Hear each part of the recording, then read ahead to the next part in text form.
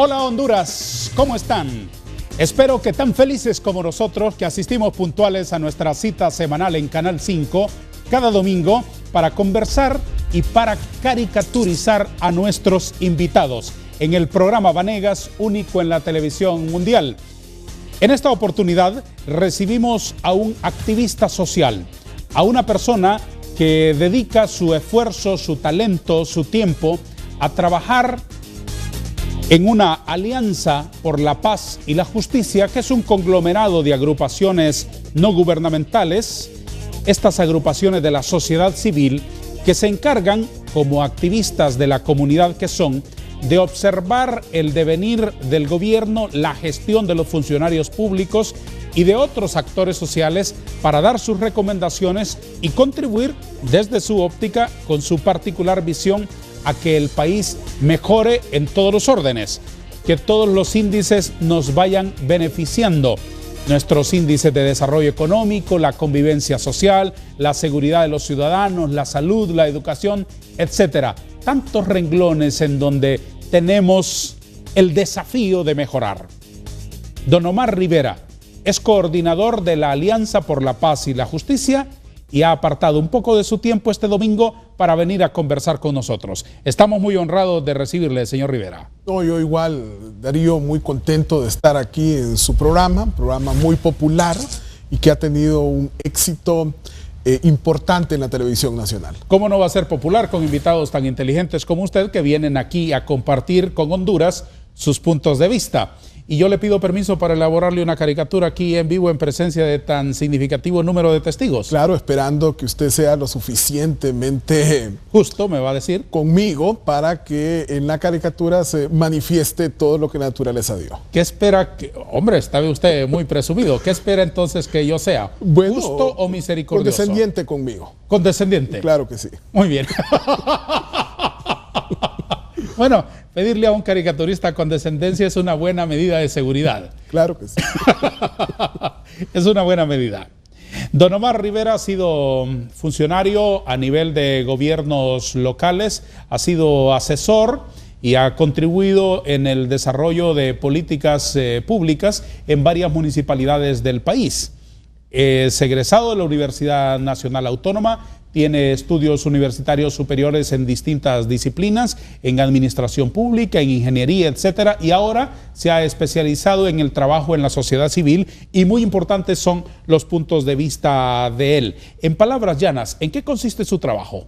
Mire, fundamentalmente ejecutar acciones de coordinación de una plataforma que ejecuta auditoría social e incidencia política en el ámbito de la seguridad y la justicia en Honduras. ¿Qué es eso de auditoría social? Fundamentalmente una acción de veeduría ciudadana, es decir, la inspección por parte de los ciudadanos de la gestión pública, la evaluación del desempeño de las distintas entidades operadoras de justicia, valorando si cumplen o no su mandato y si están prestando servicios públicos que impactan positivamente en la ciudadanía. En términos muy simples, casi infantiles, ustedes están contándole las costillas a los funcionarios públicos. Hacemos un esfuerzo para que mediante investigaciones, estudios, podamos determinar cuáles son los logros y los desafíos, cuáles son aquellos aspectos positivos y negativos de la gestión del Estado, en procura de que se mejore el sistema. Sí. En procura de Eso iba a preguntarle, ¿para qué?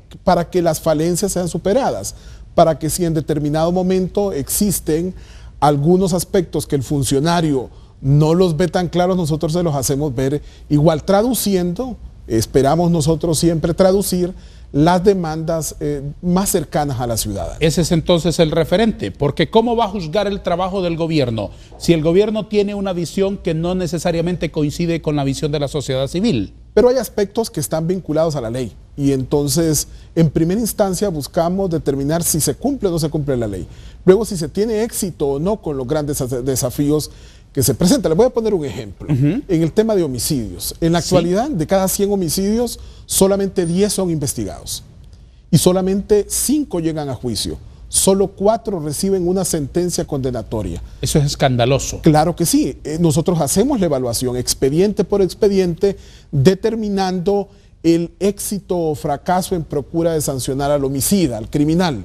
Ese estudio nos sirve a nosotros para identificar, por ejemplo, que un gran problema es la debilidad institucional de las unidades de investigación criminal. Ahí hay una línea de trabajo para la incidencia política, fortalecer la Dirección Nacional de Investigación criminal. ¿Qué es eso de criminal? incidencia política? Bueno, esencialmente influir, fundamentalmente intentar permear ante los funcionarios para que mediante decisiones, en el marco de políticas públicas, mejoren su desempeño. Y en el caso de los homicidios, por ejemplo, procuramos mejorar la investigación, que los juicios sean rápidos y que en determinado momento el que infringe la ley pueda ser sancionado. En el caso, por ejemplo, de salud pública, con el caso de los medicamentos, identificar, por ejemplo, sobreprecios, o por el otro lado, en el caso de educación, identificar planillas fantasmas. Hacemos un esfuerzo de investigación que se traduce en auditoría social y luego de incidencia política, intentando que los funcionarios, que no todas las veces sucede, nos presten atención.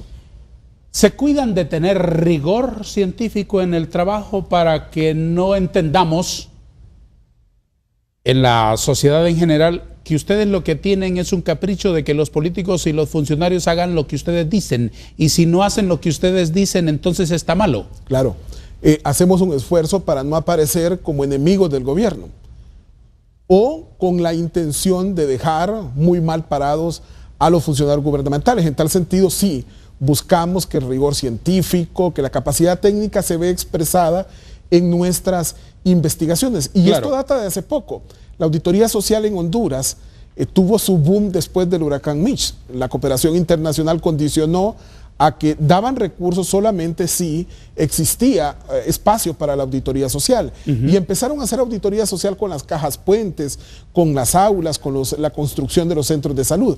Pero ahora se han venido perfeccionando ese tipo de actuaciones por parte de la sociedad civil y ahora vemos una mayor participación, por ejemplo, en auditoría social a servicios públicos como los servicios educativos, los servicios de salud, los servicios de protección social y ahora, en los últimos años, con mayor entusiasmo, la participación ciudadana alrededor de la auditoría social en torno al desempeño del sistema de seguridad y justicia en Honduras. Muy bien.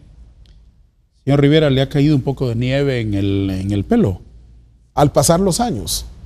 Ajá. Al pasar los años. Hasta hace poco no identificaba yo esos rasgos que ya el abandonar poco a poco la juventud muestran.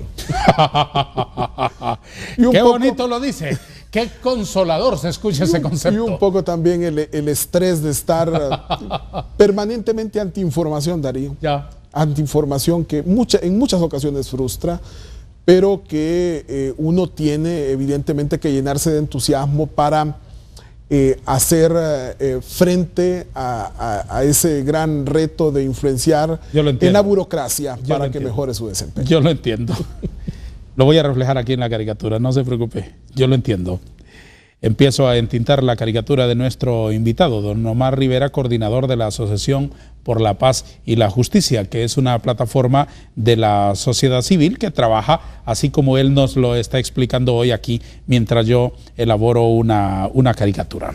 ¿La sociedad civil son observadores que no se comprometen? No, estamos comprometidos. El solo hecho de participar del debate público ya lo compromete a uno, porque no necesariamente queda bien con todo el mundo. Especialmente si uno es lo suficientemente justo, es cuestionado por los radicales.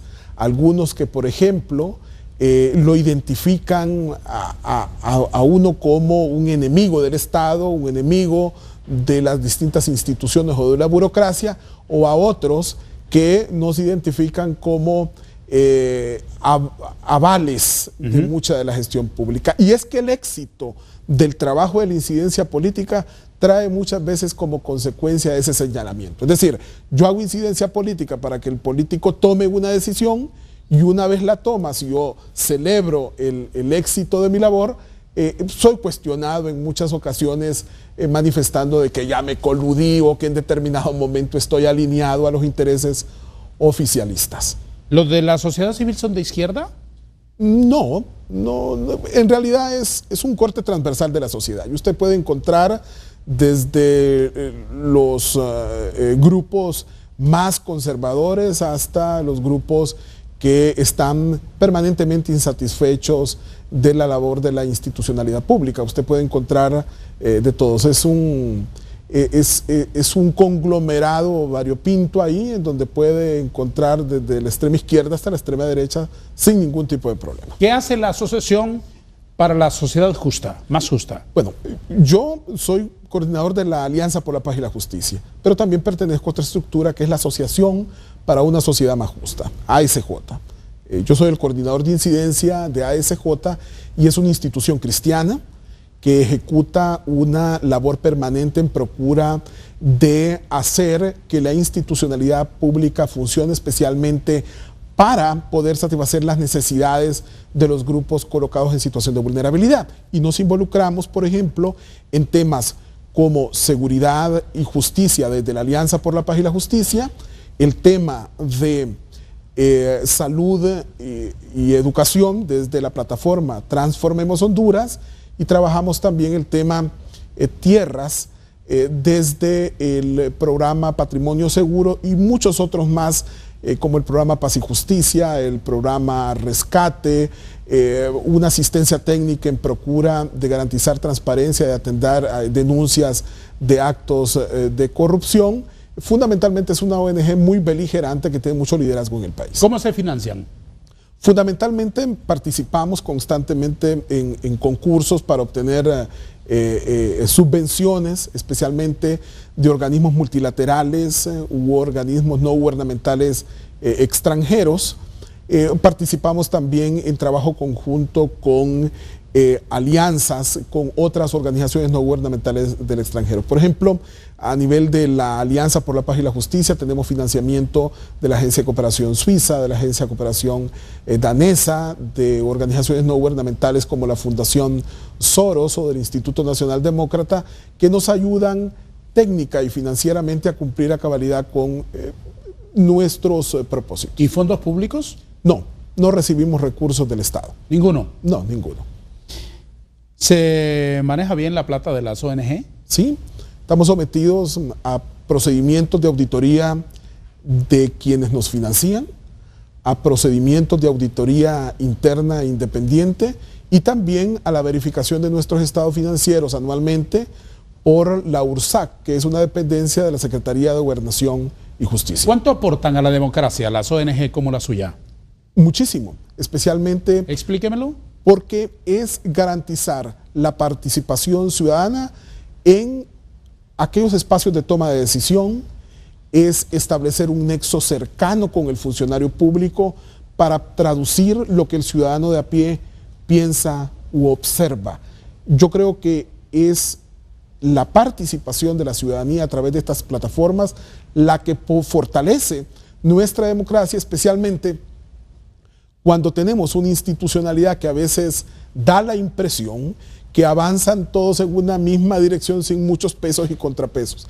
Entonces, ante la falta de pesos y contrapesos institucionales, la participación activa de la sociedad civil es un freno a muchos excesos de los políticos incrustados en el poder. Tengo muchas preguntas que formularle después de la primera pausa del programa, don Omar Rivera, ¿le parece bien? Claro que sí. Sobre aspectos específicos, en seguridad, en educación, en salud, ¿qué es lo que están observando ustedes acerca de las políticas públicas y de la gestión, particularmente del actual gobierno? ¿Le parece? Muy bien. Un minuto para que tengan la palabra nuestros patrocinadores. Estamos ansiosos por volvernos a encontrar. En un minuto.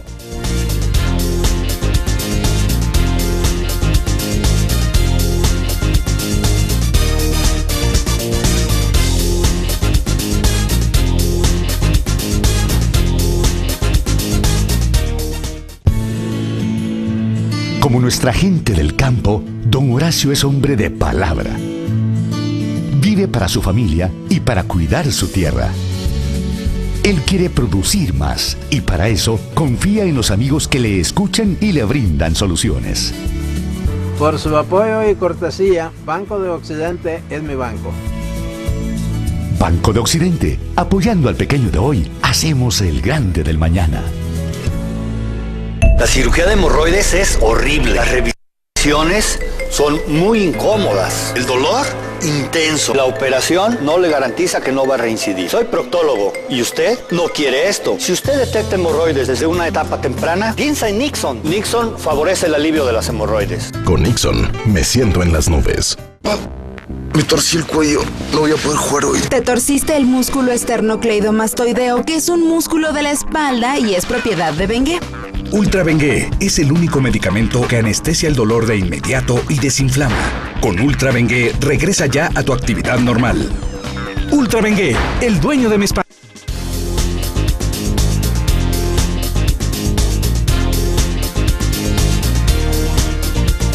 Continúa la andadura del programa Vanegas, un espacio único en la televisión. Lo difundimos todos los domingos a través de Canal 5, el líder de la Corporación Televicentro, para todo el país y para la pequeña aldea global en la que se convirtió el planeta azul, que está al alcance de un clic en cualquier rincón del globo terráqueo, a través del sitio en internet que difunde el sonido y la imagen de Canal 5 y de los otros canales de nuestra corporación, en el sitio www.televicentro.hn. Hágase presente allí e invite a sus amigos, a sus contactos, a quienes le escriben desde allá, desde el otro extremo del planeta, para que entren a esa página y puedan disfrutar mediante la ventana luminosa del internet de la señal de Canal 5 desde Tegucigalpa, Honduras. Estamos nosotros muy agradecidos por la creciente teleaudiencia a través del sitio en internet. Les invitamos también para que se agreguen a nuestra comunidad de amigos en el Twitter y en el Facebook. Ahí son bienvenidos siempre, como son bienvenidos aquí a nuestro encuentro semanal. Hoy converso con don Omar Rivera, coordinador de la Asociación para la Paz y la Justicia, la Alianza por la Paz y la Justicia, y también miembro de la Asociación para una Sociedad Más Justa. También en torno a este buen hombre, por difícil que parezca, estoy elaborando una caricatura con la cual espero estar a la altura de sus exigencias, que no son pocas, por supuesto.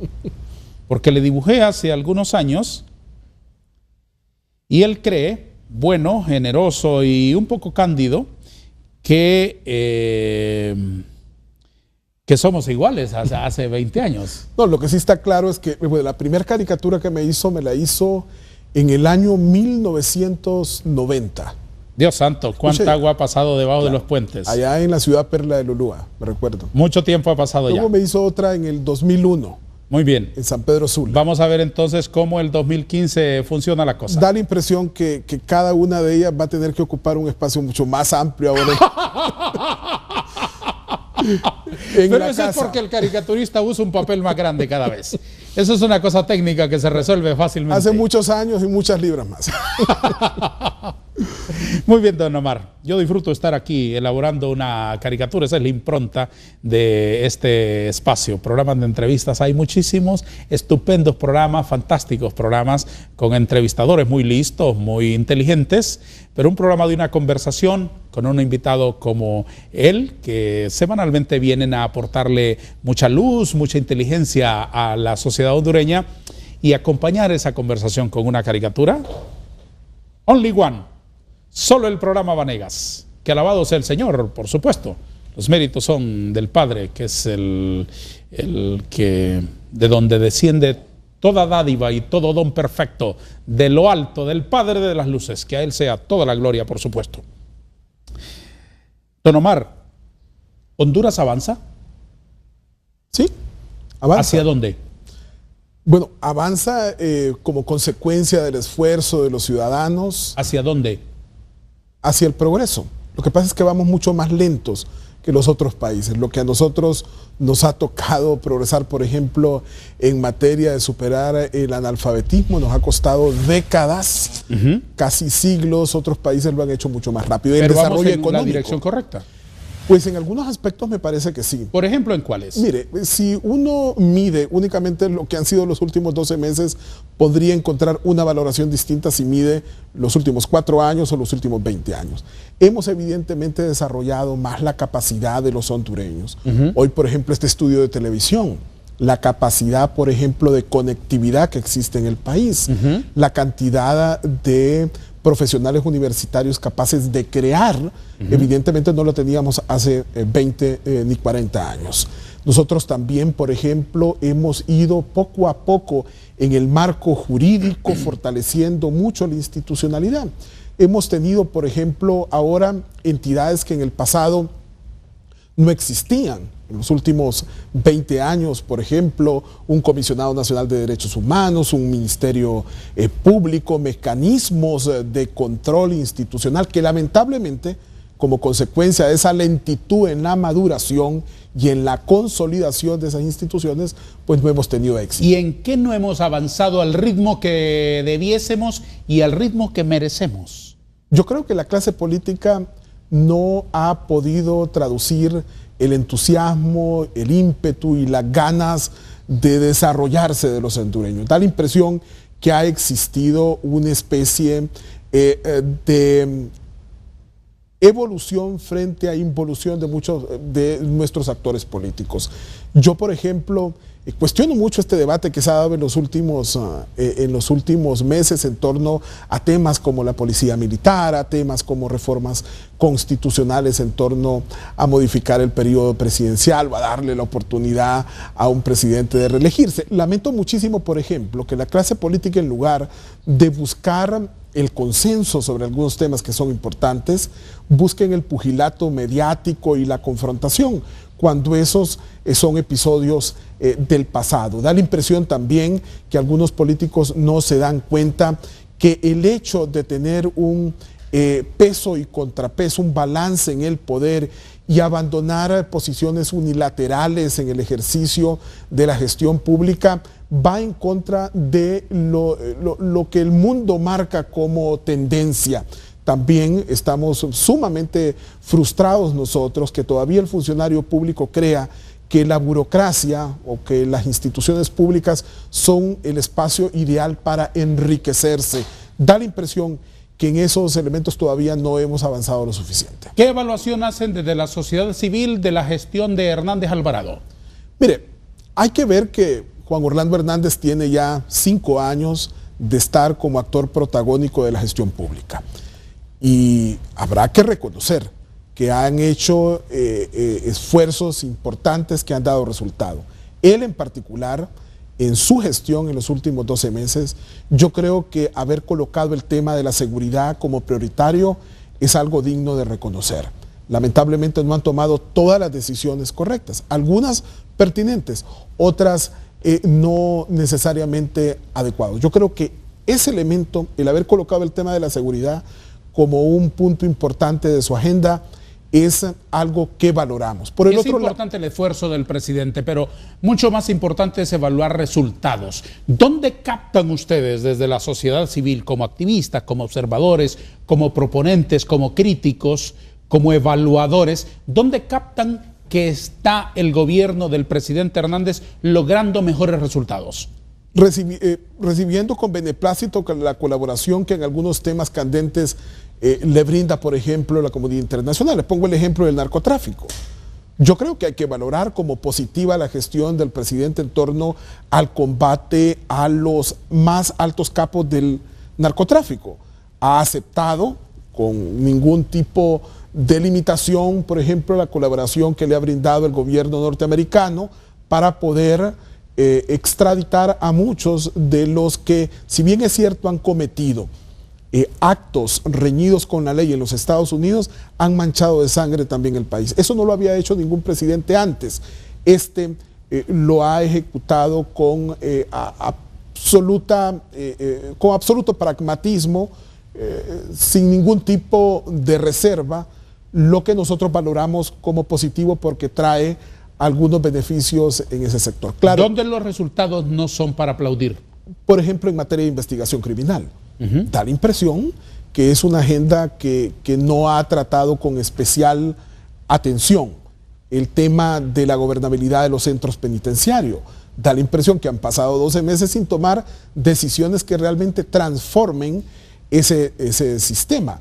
Y en otros ámbitos que no necesariamente están vinculados a la seguridad, nosotros creemos que todavía esa apuesta a los enclaves, esa apuesta a las ciudades modelo, esa apuesta más a abrir las puertas a la masiva inversión internacional, todavía no se da. Todavía no se da y no se traduce en empleos, lo que evidentemente limita que la gente pueda superar esos niveles de pobreza. Y un elemento dos elementos más que me parece que sí son dignos de valorar como negativos es la falta de transparencia y rendición de cuentas, que si bien es cierto se ha traducido, por ejemplo, en compromisos que ha hecho con Transparencia Internacional o con nosotros, todavía no se traduce desde las más altas cúpulas como en un hecho concreto. Y por el otro lado... Deme ejemplos. No, le pongo un ejemplo muy concreto, la tasa de seguridad ciudadana. Se han recaudado 3.500 millones en los últimos 2 años y medio. 3.500 millones de la tasa de seguridad. No han rendido cuentas. Hace poco el exministro de Seguridad presentó una rendición de cuentas general sobre 700 millones de esa tasa de seguridad, pero todavía hay una enorme cantidad de recursos que, por ejemplo, no han mostrado en qué concretamente ese recurso fue invertido. Pero el último elemento que me parece digno de cuestionar es ese interés de querer manipular a toda la institucionalidad, tener una especie de control, da la impresión que avanzamos en una especie de unilateralismo o un protagonismo hegemónico de la presidencia de la República que debilita a otros poderes del Estado y a otras instituciones que son igualmente importantes. Eso sí me parece que es un riesgo enorme y que en su conducta el actual gobierno tendrá que mejorar. Acerca de esto último, ¿estamos ante un proyecto de dictador? Pues yo no podría calificarlo en mayúscula con esa etiqueta, pero que estamos frente a una persona que procura tener un control sobre gran cantidad de las instituciones públicas y que ejerce una especie de actitud dominante sobre muchas de las gestiones que realizan sus otros colegas. Yo creo que eso es evidente. ¿Hay mucho poder concentrado? Claro que sí, y eso no es solamente responsabilidad o culpa del presidente, sino una actitud pusilánime de los otros funcionarios públicos. Pero una cosa es querer hacer y otra cosa es dejar hacer. Una cosa es que el presidente intente en procura de ejecutar las acciones que tiene como prioritarias. Una cosa es el esfuerzo que él haga y otra cosa es lo que lo dejen hacer. ¿Cómo se revierte eso?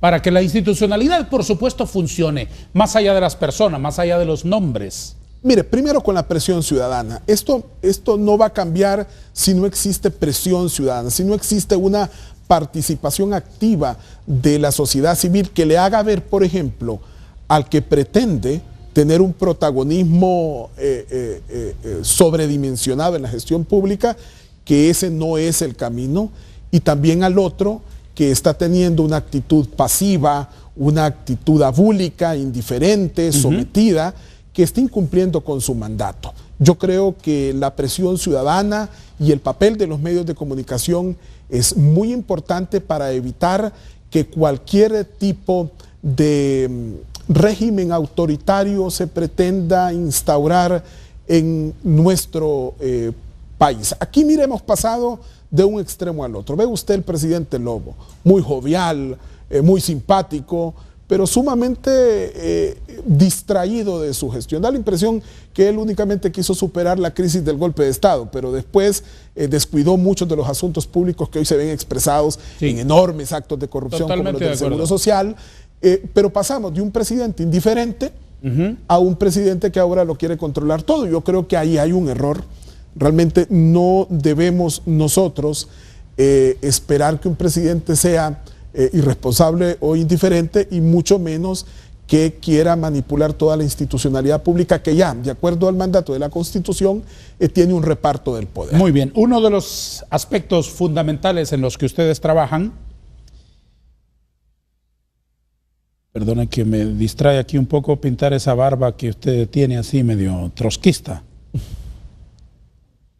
Tiene un lenguaje político siempre en la barba, ¿no? Da la impresión. Da la impresión. Muy bien. Uno de los aspectos fundamentales en los que ustedes trabajan es en el tema de la inseguridad pública. Yo quiero que cuando volvamos de la pausa, usted me explique cómo rompemos esta burbuja de violencia en la que se envuelve la generalidad de la sociedad hondureña, más allá de las instituciones, más allá de que funcione el Poder Judicial, la policía, que investiguen, etcétera, para no asistir al espanto de ver unos chicos divirtiéndose con un perrito, explotándolo como auténticos asesinos, como auténticos terroristas. Eso escandaliza, por lo menos a mí me escandaliza, por lo menos a mí me duele, y quiero encontrar en usted opiniones para que podamos romper esa burbuja de una vez. Será después de una pausa. Claro. Siga aquí.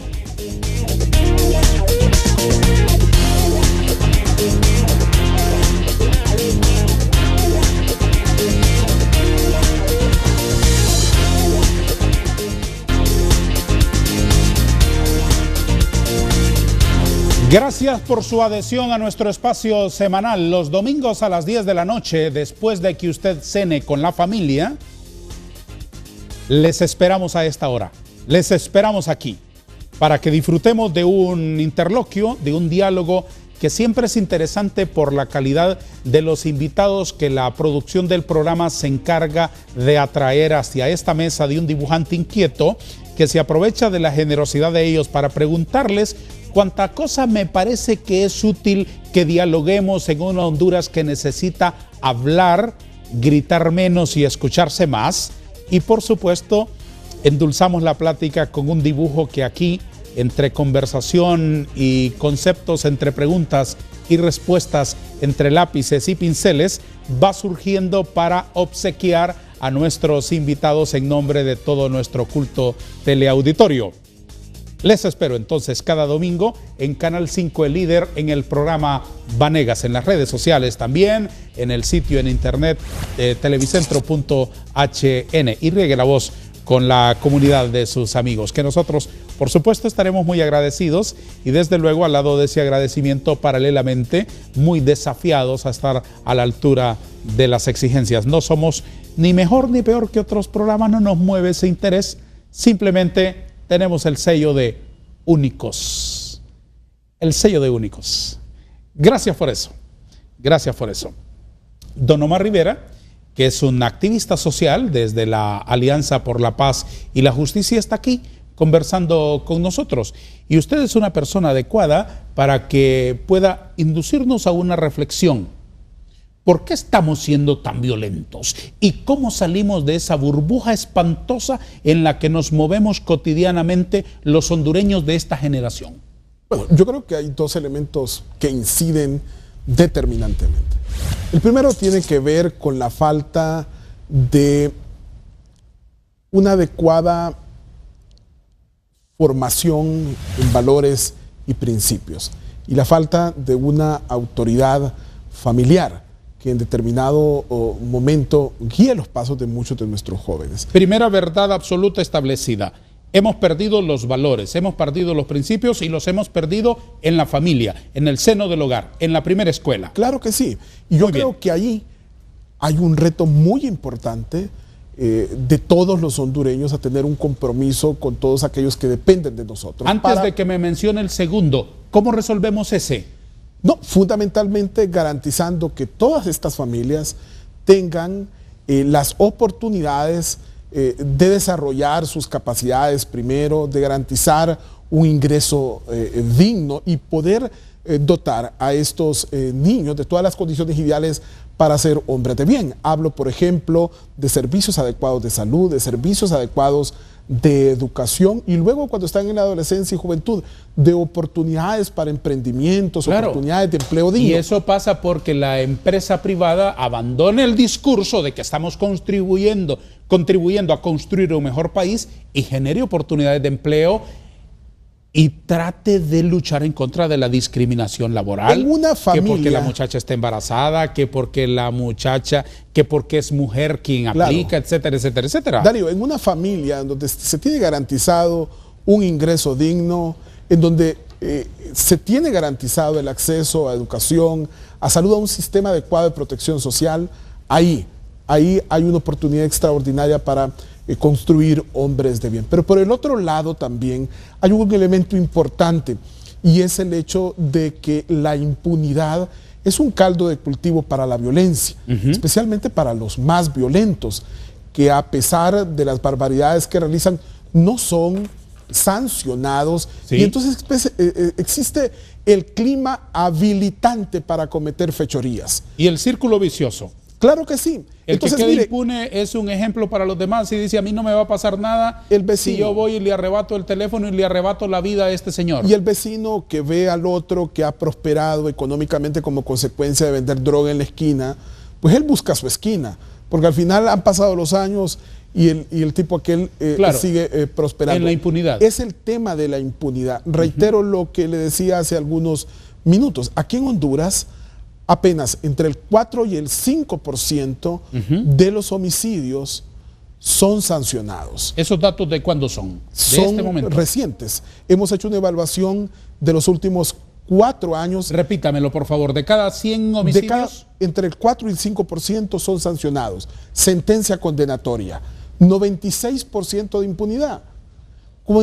Alguien me decía, con 96% de impunidad cualquiera se anima a ser delincuente a sabiendas de que no lo van a capturar ni lo van a sancionar.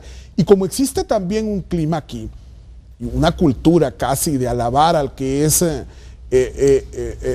que es criminal y prospera económicamente, esas condiciones evidentemente motivan a muchos a participar. Y cuando no está el peso de la ley sobre quien es fascineroso, bandolero, o anda en actividades criminales, evidentemente ahí es bien difícil poder contener ese aluvión de criminalidad, delincuencia y violencia en el país. Ingeniero Rivera, ha planteado usted las dos premisas fundamentales. Obviamente habrá otras y habrá matizaciones. Que funcione la familia, sí, y que funcione el Estado. Muy bien, vamos a ver. Usted ha dicho, hemos perdido los valores en la casa, y por otro lado hay una sociedad que tolera, permite, patrocina de alguna manera, y cuando digo sociedad estoy hablando de gobierno también, claro, la impunidad. Sí. Muy bien, falta de valores e impunidad. Los dos grandes disparadores, los dos grandes resortes que están impulsando las cifras escandalosas de violencia en Honduras.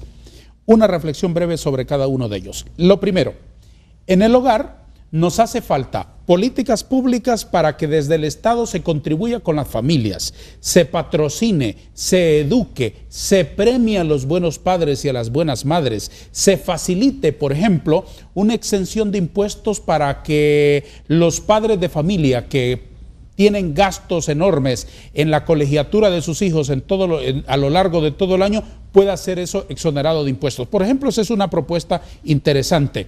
Y muchas otras cosas que el Estado debe hacer para fortalecer la familia. Y los medios de comunicación, no olvidar el modelo fundacional de la familia. La familia es papá, mamá, hijos.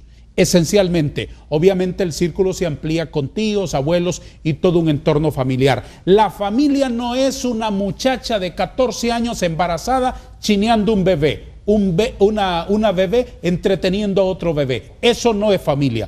Eso, por lo tanto, no debería ser aceptado en la sociedad, y busquemos las raíces para rápidamente superarlo, cambiarlo totalmente, superarlo. Y lo último que quiero decirle, creo que todos deberíamos contribuir desde nuestro ámbito a fortalecer el modelo de la familia.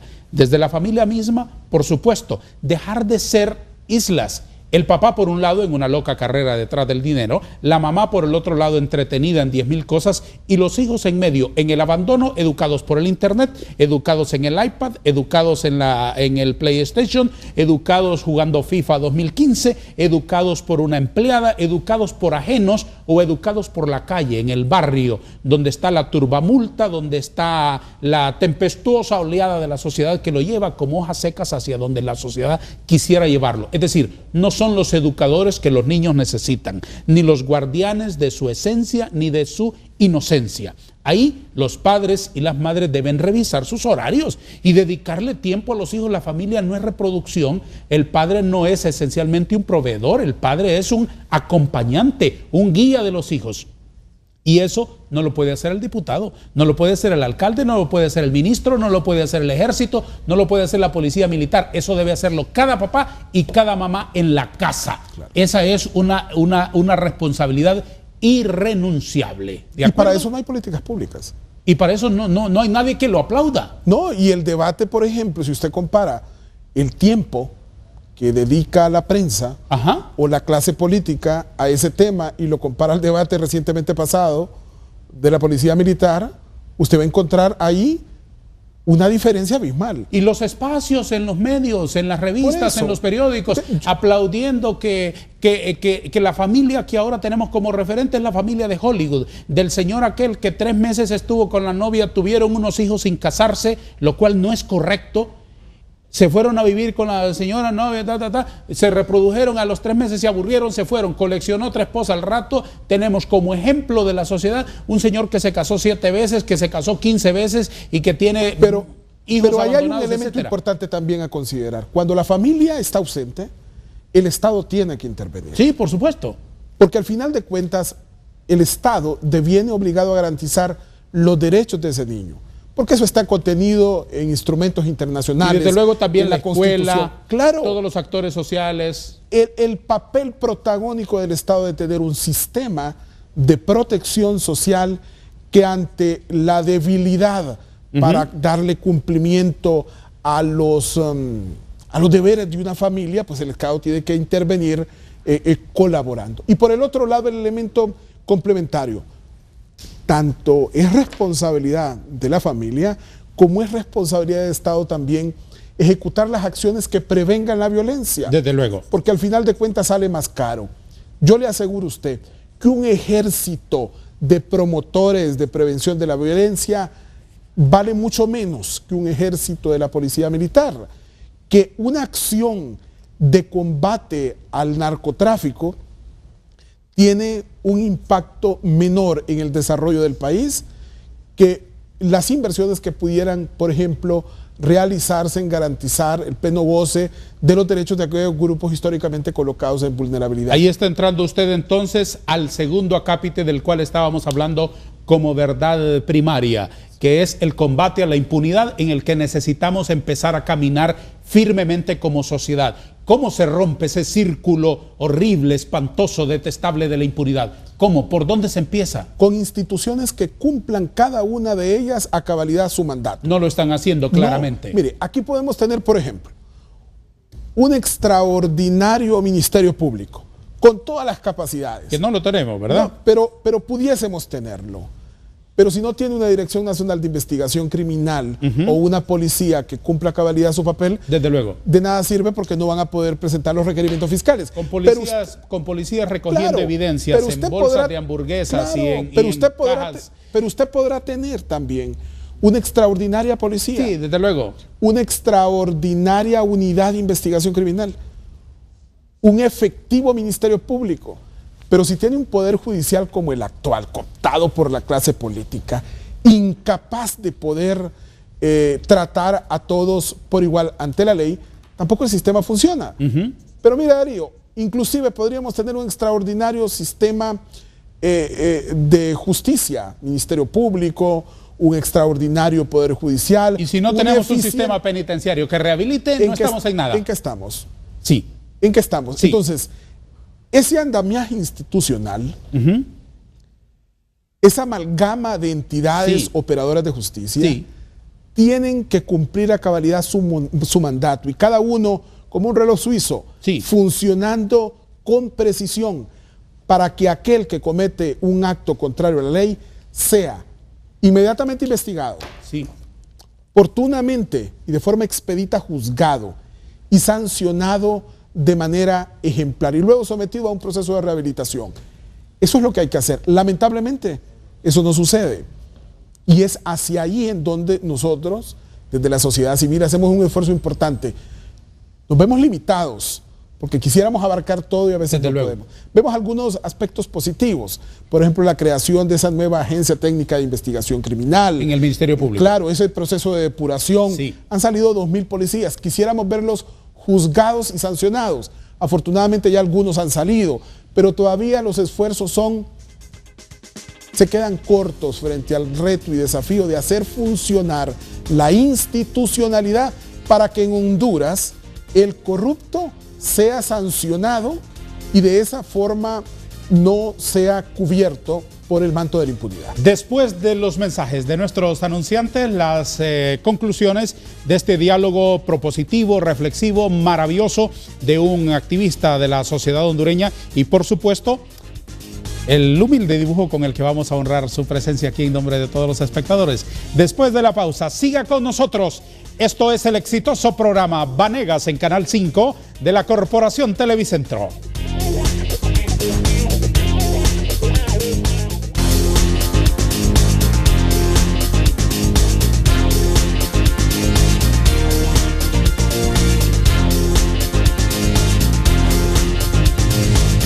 Queridos amigos, en nuestro encuentro semanal reflexionamos, analizamos, estudiamos los temas nacionales.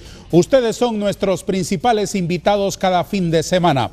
Mientras transcurre la plática, yo deslizo mis manos con pinceles y con plumillas como esta que me ha obsequiado don Juan José Romaña de una de las águilas que tiene él en su zoológico particular, cosa que yo aprecio y valoro muchísimo, por supuesto, y le hemos agregado un canuto aquí antiguo. La combinamos con tinta y nos sirve como un instrumento estupendo para los detalles de la caricatura que en las pequeñas posibilidades de mis prácticas pueden surgir para contribuir con un dibujo que acompaña la conversación del programa Vanegas, aquí en Canal 5 todos los domingos. Estos son los detalles finales ya de la caricatura con la cual obsequiaremos. Es gratuito esto, es un tremendo obsequio en nombre de los espectadores. A don Omar Rivera Pacheco, hijo de don Omar Rivera y de doña Rina Pacheco. Así es, progreseños. Un saludo para ellos, cordial y cariñoso. Don Omar, estaba usted reflexionando, estaba usted llevándonos a una reflexión a los hondureños acerca de cómo combatimos la impunidad. ¿Qué tareas tiene pendientes, así como urgentes, el administrador general del Estado para pisar más fuerte el acelerador en este aspecto? Yo delinearía 3.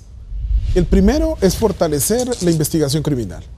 En Honduras no hay investigación criminal científica. ¿Sabe aquí? La mayoría de pruebas son testificales.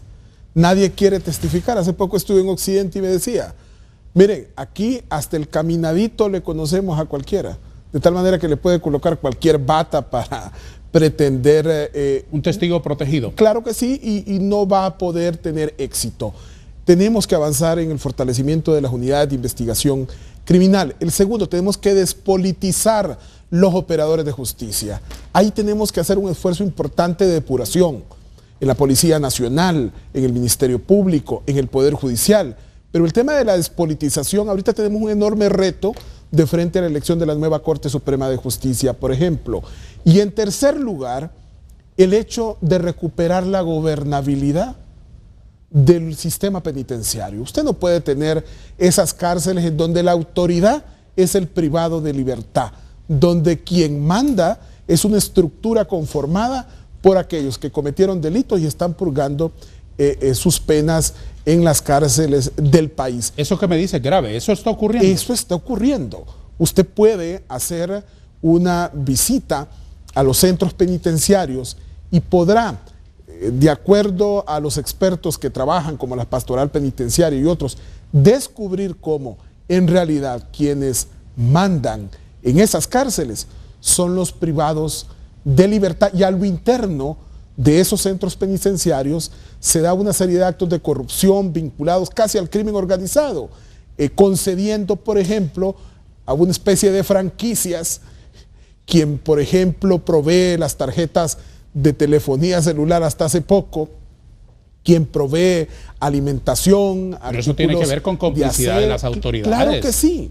Y eso no sale a luz precisamente porque existe cobardía por muchos de nuestras autoridades de intervenir esos que son la más viva expresión de la corrupción gubernamental, los centros penitenciarios. Entonces, fortaleciendo unidades de investigación criminal, despolitizando los operadores de justicia y recuperando la gobernabilidad de los centros penitenciarios, habremos avanzado un trecho.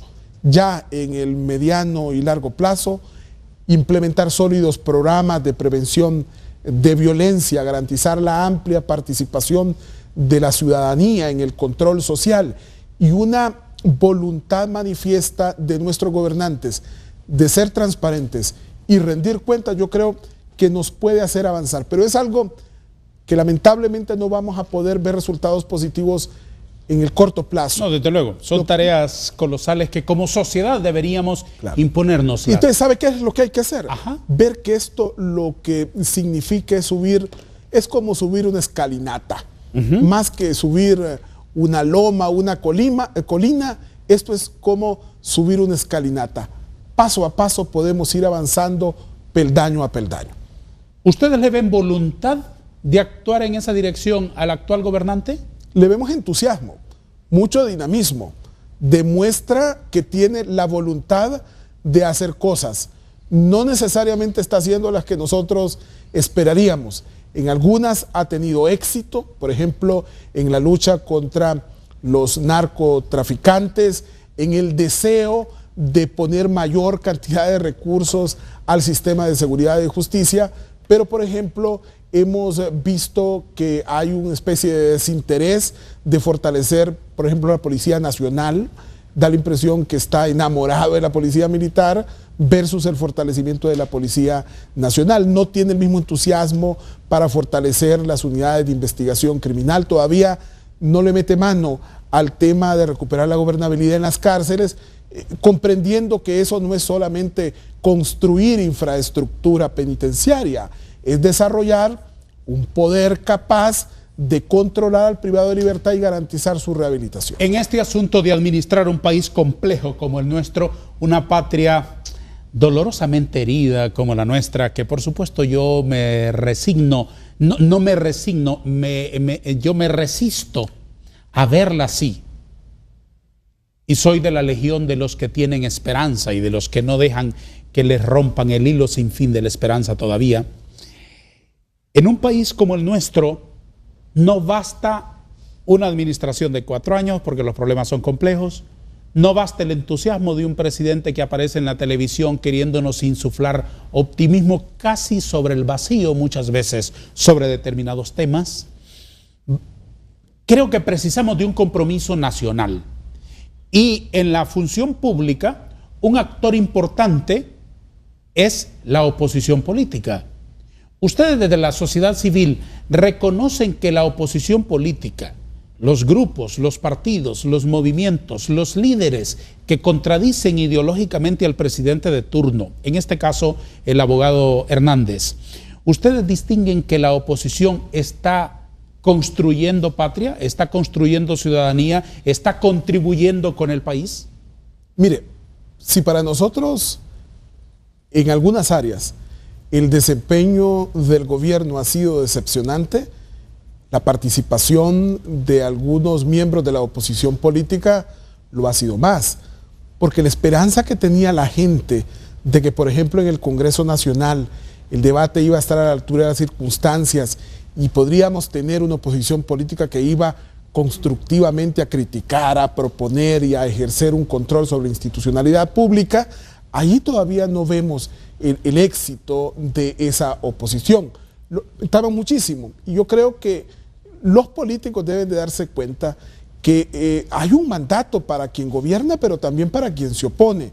En tal sentido, nosotros esperaríamos que esa crítica malsana que pretende hacer que el gobernante fracase no es el camino o la herramienta para contribuir. Eso los políticos deben de estar conscientes que ese no es el camino, y mucho menos el hecho de con demagogia intentar criticar todo lo que se está haciendo. Lo que deben de hacer los políticos de oposición es buscar la manera de cuestionar lo que está malo, pero también presentar opciones.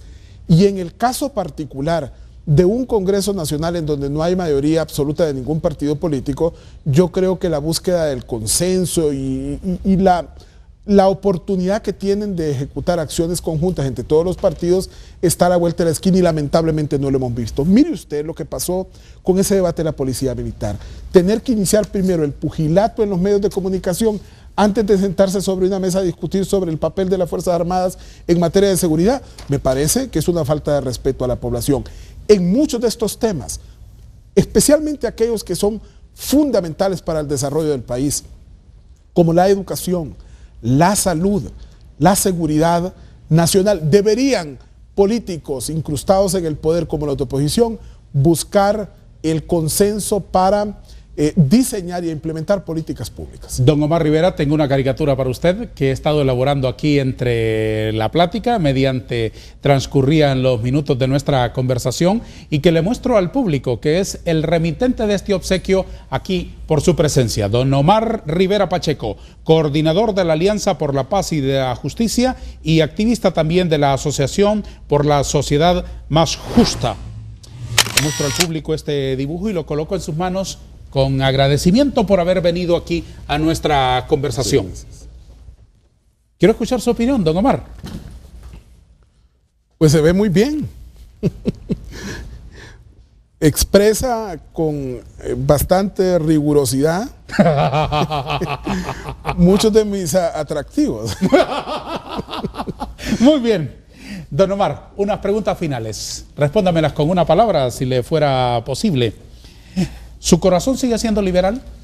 Claro, comprometido con un liberalismo que respete libertades públicas. Me ha traicionado mucho el Partido Liberal porque lamentablemente en los últimos años no ha estado a la altura de las circunstancias. ¿Con qué herramientas se construye un mejor país?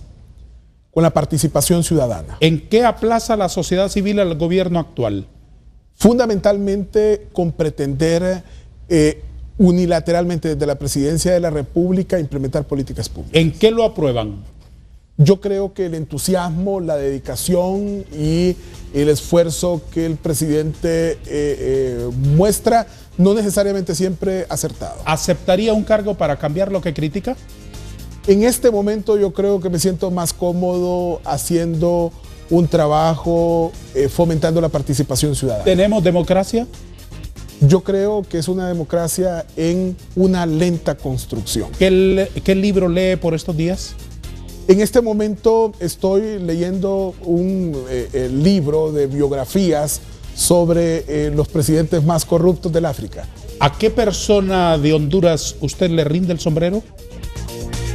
A mis padres. ¿Qué es lo mejor del hondureño? Yo creo que no pierde el sentido del humor a pesar de estar en condiciones desfavorables. Gracias, señor Rivera. Muchas gracias a usted y a esta empresa por la invitación. Éxito siempre en su trabajo. Y a todos también, que tengan una estupenda semana y que el próximo domingo asistan puntuales a nuestra cita a las 10 por el 5. Gracias.